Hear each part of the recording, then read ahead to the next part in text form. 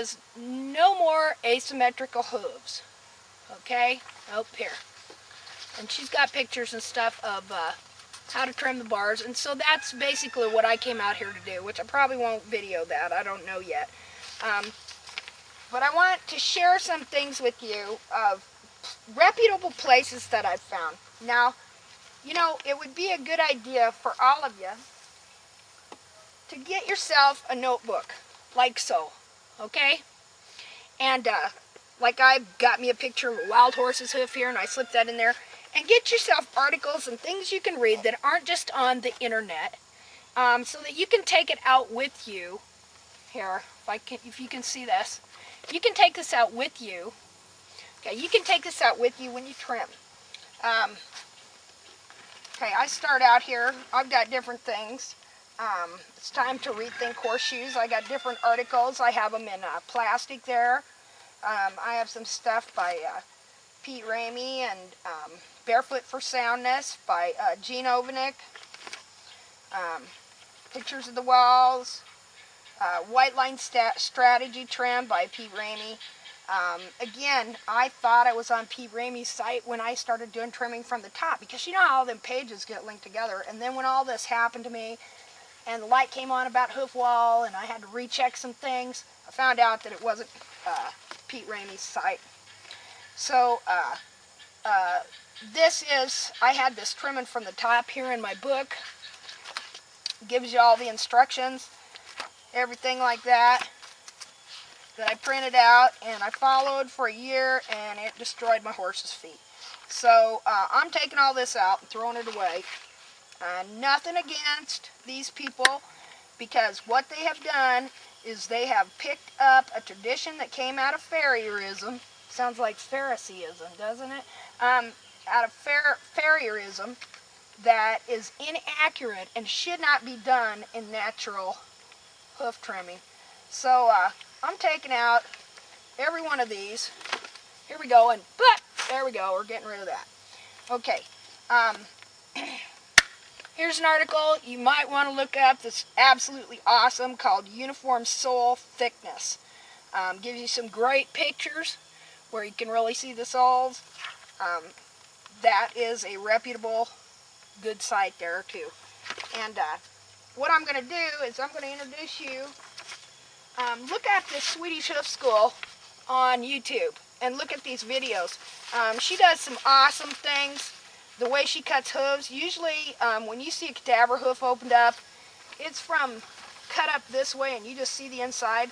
She's done some amazing things in cutting these hooves in different ways, so you can really see the different hoof mechanism. But the site I really want to direct you to is James and Yvonne Wells, and I want you to go to this page here, thehorseshoof.com, okay, and that's it, thehorseshoof.com. Oh, this probably is. And click in there on their what they call their Trimcast, which you can download it or watch it online. And that's the simplest, best trim. And that was one of the things that led me to realize that rasping down those walls was wrong. Now, they start with the horse's hoof on a hoof stand. Okay, so you would say from the top, but they never ever touch this hoof wall. Not ever. Okay, they just do a nice Mustang roll and bevel around the bottom. Some I want to show you here, and there's an article they've got that's real important to use.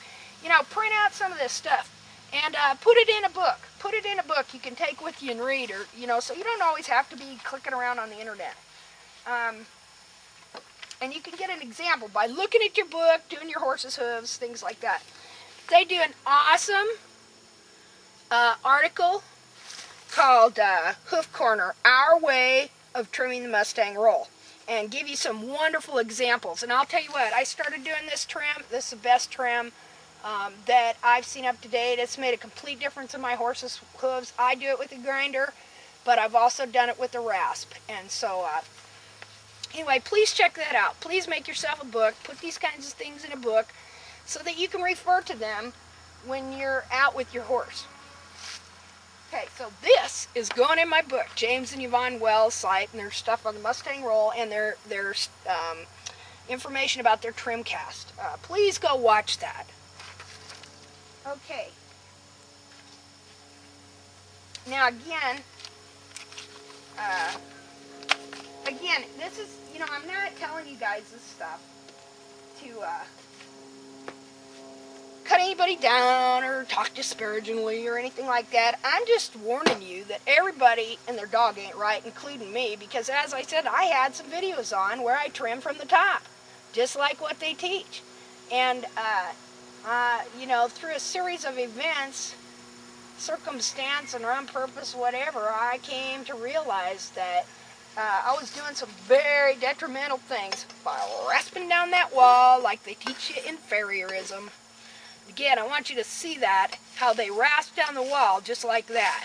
And you're rasping like this high up. No, no, no, no, no. No, please, please, please don't let anybody do that to your horse.